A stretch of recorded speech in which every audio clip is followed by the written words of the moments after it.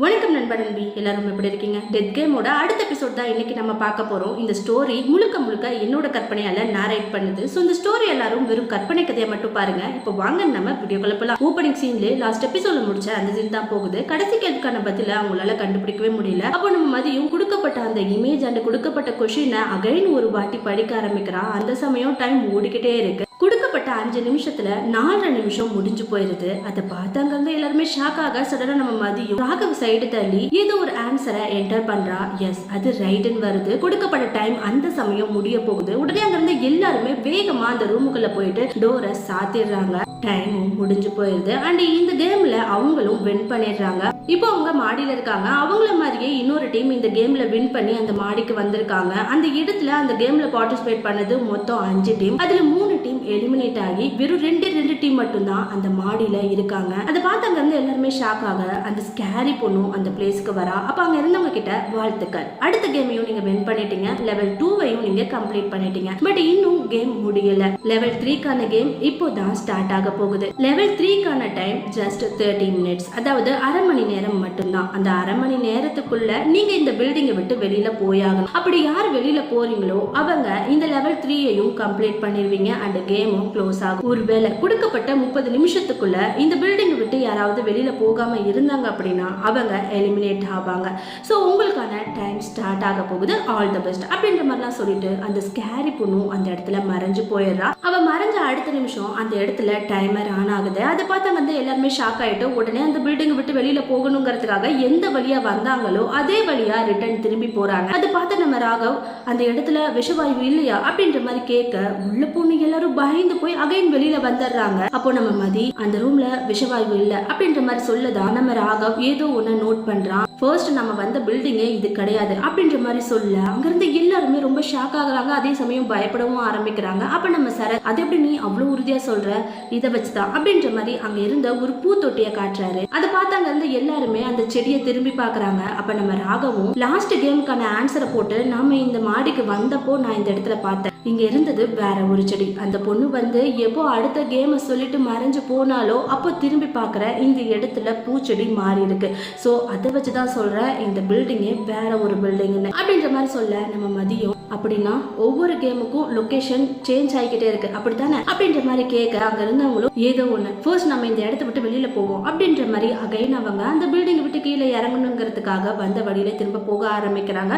So நம்ம ராகவுக்கும் வேற வழி இல்லாம அவங்க பின்னாடியே போக ஆரம்பிக்கிறான். மாடியை விட்டு முன்னாடி இருந்த ரூமுக்குள்ள போனதும் நம்ம ராகவ் ஒரு விஷயத்த பார்த்து ஷாக் ஆகுறான். அங்க இருந்த மத்தவங்க எல்லாருமே அந்த ரூமை விட்டு வெளியில போகணுங்கிறதுக்காக அந்த டோரை ஓபன் பண்றதுக்காக தான் போறாங்க. பட் நம்ம ராகவ் வேற எங்கேயும் போகாம அதே இடத்துல நின்று வந்த வழிவே பார்த்துட்டு இருக்கான். அதை பார்த்து நம்ம மதியும் ராகவ் கிட்ட போயிட்டு என்னாச்சு, ஏன் இங்கே நின்னுட்ட அப்படின்ற மாதிரி கேட்க அப்ப நம்ம ராகவும் நம்ம வந்த டோர் க்ளோஸ் ஆகவே இல்லை அப்படின்ற மாதிரி சொல்ல அங்க இருந்த எல்லாருமே ரொம்ப ஷாக்கிங்கா அதை பாக்குறாங்க. எனக்கு என்னமோ டவுட்டாவே இருக்கு, மத்த கேம் மாதிரி இந்த கேம் கிடையாது, இது ரொம்பவே வித்தியாசமா இருக்கு, இந்த கேமை விளையாடி நம்மளால ஜெயிக்க முடியும்னு எனக்கு தோணல, ஏன் அந்த மாதிரிலாம் பேசுற, ஏன்னா இந்த கேமுக்கான ரூல்ஸ் அண்ட் ரெகுலேஷன்ஸ் என்ன அப்படின்னு அந்த பொண்ணு நம்ம கிட்ட சொல்லவே இல்லை. ரெண்டாவது நம்ம வந்த பாதை இன்னும் க்ளோஸ் ஆகவே இல்லை, அப்படின்னா இந்த பில்டிங்கை விட்டு போறதுக்கு இன்னொரு வழி இருக்குன்னு தானே அர்த்தம் அப்படின்ற மாதிரிலாம் சொல்ல அது கேட்ட லாவணியாவுக்கு பயங்கரமா கோவம் வந்துட்டு, அது என்ன வழியா வேணாலும் இருக்கட்டும், அதை பத்தி இப்ப நம்ம பேச வேண்டாம், நமக்கு ரொம்ப டைம் கம்மியா இருக்கு, எல்லாரும் கூடயும் சேர்ந்து அந்த டோரை ஓபன் பண்றதுக்கான வழியை மட்டும் பார்ப்போம், நீ தேவையில்லாம எதையும் பேசாத அப்படின்ற மாதிரிலாம் சொல்லிட்டு முன்னாடி போயிடுறா. அவ போறதை பார்த்த சரத்தும் குணாவும் அவளுக்கு பின்னாடியே போக நம்ம மதியம் எனக்கும் அதுதான் சரின்னு படுது, நாம ஏன் நிறைய யோசிக்கணும்,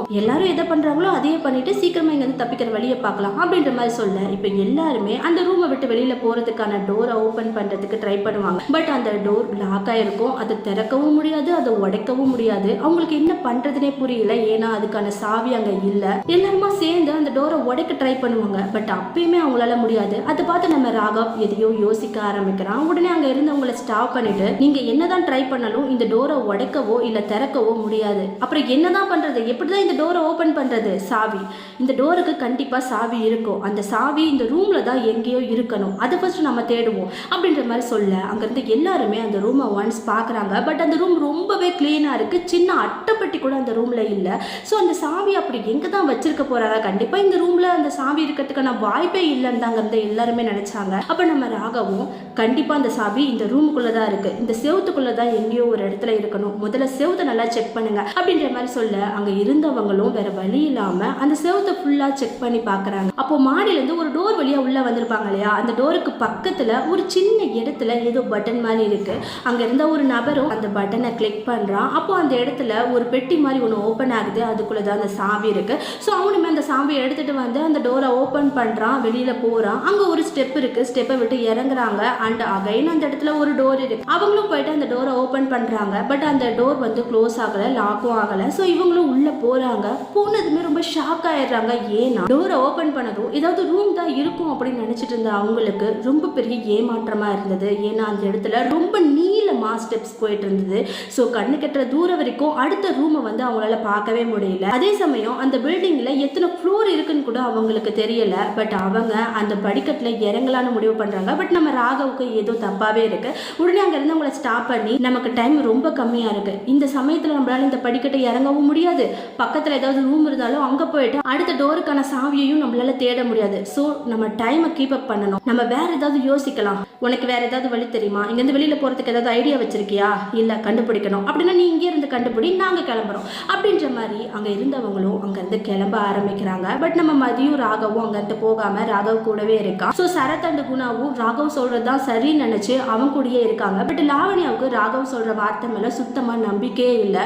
நமக்கு டைமே இல்லப்பா, அரை மணி நேரத்துல 10 நிமிஷம் ஏற்கனவே முடிஞ்சு போச்சு, இன்னும் 20 நிமிஷம் மட்டும்தான் இருக்கு, அதுக்குள்ள நம்ம எப்படியாவது இங்க இருந்து தப்பிச்சாகணும், நம்ம மத்தவங்க கூட ஒத்துமையா வேலை செய்யலாம், கண்டிப்பா நம்மளால இங்க இருந்து தப்பிக்க முடியும், இவன் பேச்ச கேட்டு இங்கே நிக்காதீங்க அப்படின்ற மாதிரிலாம் சொல்ல நம்ம சரத், இல்ல லாவண்யா ராகவ் சொல்றதுதான் சரி, இந்த பில்டிங்ல மொத்தம் எத்தனை ஃப்ளோர் இருக்குன்னு நமக்கு தெரியாது, அதே சமயம் டைமும் கம்மியா இருக்கு, அப்படி பார்க்கும்போது நம்ம வேற ஏதாவது வழியை தேர்ந்தெடுத்துக்கிறது தான் சரி அப்படின்ற மாதிரி சொல்ல உடனே நம்ம மதியம் ராகவ் கிட்ட இப்ப என்ன பண்றது, அடுத்ததான் பிளான் வச்சிருக்கியா, நம்ம உடனே மாடிக்கு போகணும் அப்படின்ற மாதிரி சொல்ல எல்லாரும் இப்ப மாடிக்கு வந்துடுறாங்க. அப்ப மாடிக்கு வந்து நம்ம லாவண்யாவும் ராகவ் கிட்ட இப்ப என்ன பண்ண போற, இங்க இருந்து எப்படி தப்பிக்க போற, மாடியில இருந்து கீழே குதிக்க போறியா அப்படின்ற மாதிரி கேட்க நம்ம மதியம் உடனே அங்கிருந்து வேகமா ஓடி போய் மாடியில இருந்து கீழே எட்டி பாக்குறா. அங்க அவ எதையோ ஒண்ணு பாக்குறா. உடனே ராகவ் கிட்ட இங்க ஒரு ஏணி படிக்கட்டு இருக்கு அப்படின்ற மாதிரி சொல்ல எல்லாரும் வந்து கீழே எட்டி பாக்குறாங்க. மாடியில இருந்து கீழே கிரவுண்ட் ஃப்ளோர் வரைக்குமே அந்த ஏணி படிக்கட்டு இருக்கு. அதை பார்த்து நம்ம ராகவ், இதுதான் நம்ம தப்பிக்கிறதுக்கு இருக்க 2வது வழி, மதி ஃபர்ஸ்ட் நீ இறங்க அப்படின்ற மாதிரி ஒவ்வொருத்தரையா அந்த ஏணி படிக்கட்டு வழியா கீழே இறக்கி விடுறான். கடைசியா சரத்தும் ராகவும் மட்டும்தான் இருக்காங்க.